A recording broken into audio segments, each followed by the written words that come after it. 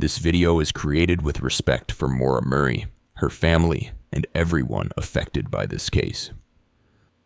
Some details may involve theories or unconfirmed reports that continue to be debated.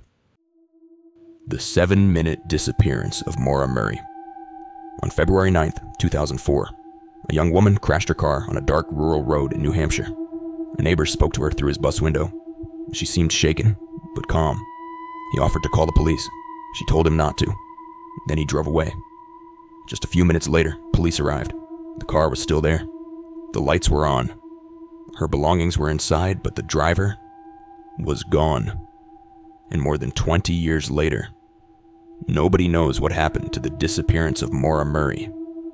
Maura Murray was, by all accounts, the kind of person people expected to succeed. She was smart, athletic, responsible. Growing up in Massachusetts, she had been a standout runner, competitive, disciplined, focused. People who knew her described her as quiet but determined, not reckless, not unstable. At the time of her disappearance, Maura was 21 years old and studying nursing at the University of Massachusetts Amherst.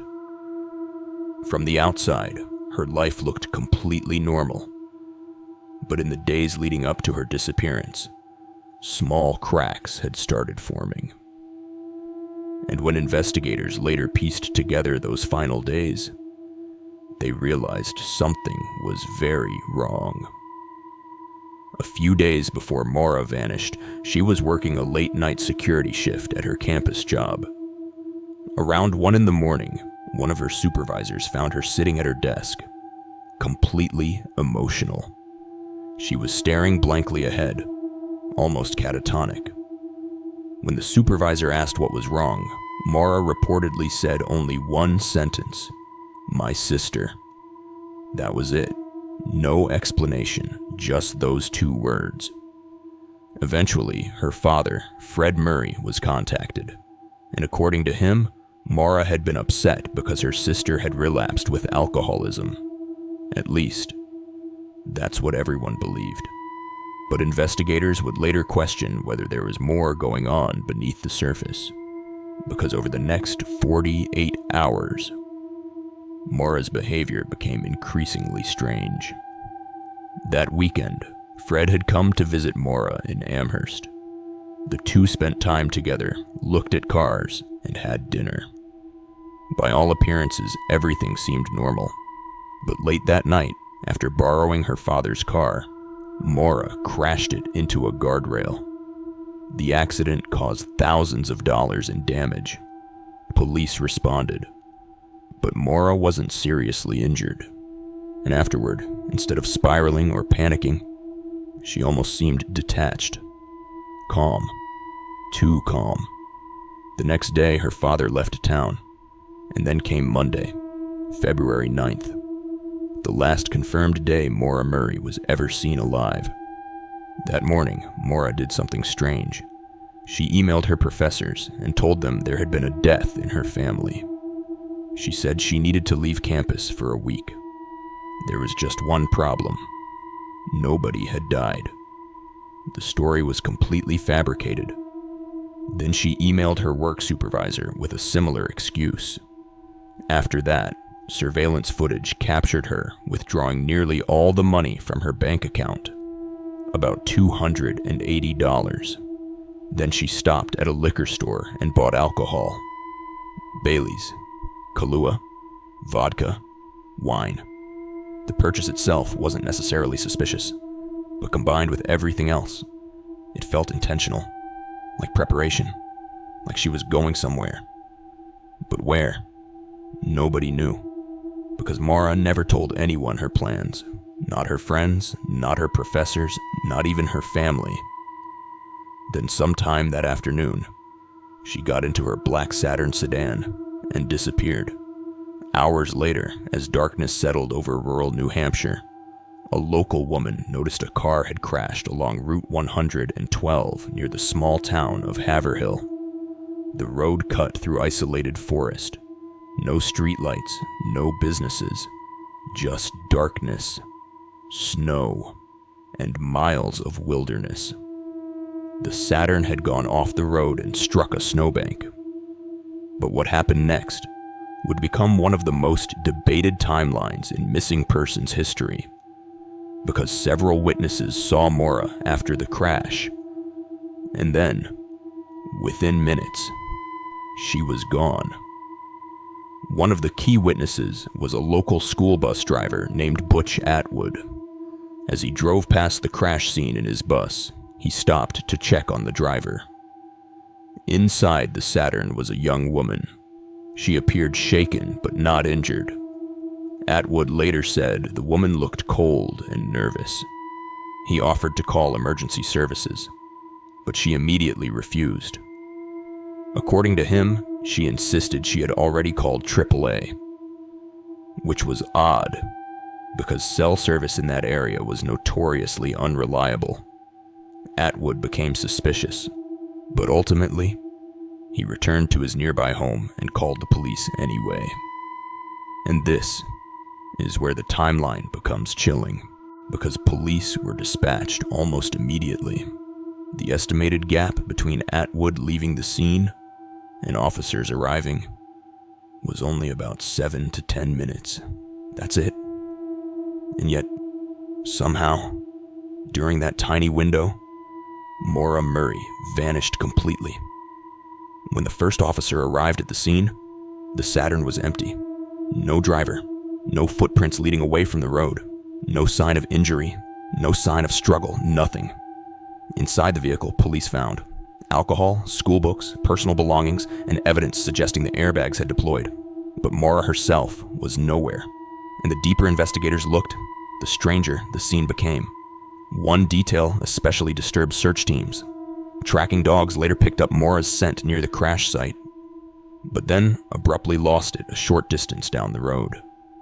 To some investigators, this suggested she may have entered another vehicle, because if she had wandered into the woods, the scent trail likely would have continued. But there was another possibility: the snow. Some people believed weather conditions may have disrupted the dogs, and this became the central problem in the case. Almost every theory made sense, until another piece of evidence contradicted it. At first, police suspected the simplest explanation. Maybe Maura panicked after crashing her car and ran into the woods to avoid getting in trouble. After all, she had alcohol in the vehicle. She had already crashed another car days earlier, and she may have feared consequences. It sounded plausible. Except for one thing. Extensive searches found nothing. Search dogs, helicopters, volunteers, state police. The surrounding woods were combed repeatedly, and New Hampshire winters are brutally unforgiving. If Maura had succumbed to the cold nearby, many investigators believed she should have been found, but she wasn't. Not a trace. And that absence created an even darker possibility. What if someone picked her up? The crash occurred on a remote road. Cars passed only occasionally, but not never. And if Maura accepted a ride from the wrong person, everything changes. Suddenly the timeline makes horrifying sense. She crashes. She panics. She refuses police help. A passing driver offers assistance. She gets in and disappears forever. It's terrifying because it feels possible. Too possible. But again, there were problems. No witnesses reported seeing her enter another vehicle. No evidence of abduction was found, and no suspects were ever identified. The case remained suspended between explanations. Not enough evidence for accident, not enough evidence for foul play, just uncertainty. Then the internet got involved, and the story exploded. Over the years, Maura Murray's disappearance became one of the most heavily discussed missing persons cases online. Thousands of people dissected every detail, every phone call, every timeline inconsistency, every witness statement. And with that, attention came even more theories. Some people believed Maura intentionally disappeared to start a new life. Others believed she died accidentally and her remains were simply never found. Some thought a local resident knew more than they admitted. Others suspected police failures early in the investigation destroyed critical evidence, and one theory in particular became especially controversial: the tandem driver theory. According to this idea, Maura may not have been traveling alone. Some theorists believe another person was driving ahead or behind her, a kind of secret travel companion. The theory tries to explain several odd details: why she seemed prepared for a trip, why she lied about a family death, and how she disappeared so quickly. If another driver picked her up immediately after the crash, it could explain why nobody found her nearby. But investigators never uncovered evidence proving another vehicle was involved. Again, possible, but unconfirmed. And that became the theme of the entire mystery. Every path forward dissolved into uncertainty. Years passed, then decades. But Maura's family never stopped searching. Her father especially became relentless. Interviews, search efforts, television appearances, always pushing, always hoping. Because for families of missing persons, uncertainty can become its own kind of torture. No answers, no ending. Just questions repeating forever. Where did she go? Did she leave willingly? Did someone hurt her? Was she alive somewhere? Or had she been hidden by the wilderness all along? As investigators revisited the case over the years, more searches were conducted. Cadaver dogs examined properties. Basements were searched. Tips poured in from across the country. At times, there were claims of sightings, but none were confirmed. Nothing definitive ever emerged. And eventually, the case developed an almost mythical quality online. Because unlike many disappearances, there's no clear final moment. No confirmed attack. No confirmed sighting afterward. No body. Just a young woman, standing beside a crashed car on a freezing dark road. And then, nothing. And maybe that's what makes the story so haunting. Not just the disappearance itself, but how ordinary it began. A college student driving alone at night. A minor crash. A witness stopping to help. Police arriving minutes later. These are normal events, routine events, the kind of thing that happens every day. And yet, somewhere inside those ordinary moments, something went catastrophically wrong. Something that erased a person so completely that more than 20 years later, we still don't know whether Maura Murray ran away, was taken, or simply vanished into the cold darkness of New Hampshire forever. And that is why the disappearance of Maura Murray remains one of America's most chilling unsolved mysteries. And before we end this video, take one more look at Maura's face. More than 2 decades have passed since Maura disappeared, but for her family, the questions have never gone away. If you recognize anything about this case, if you were in the area that night, or if you know something you've never shared, now is the time to speak up. Keeping Maura's story alive means she is not forgotten.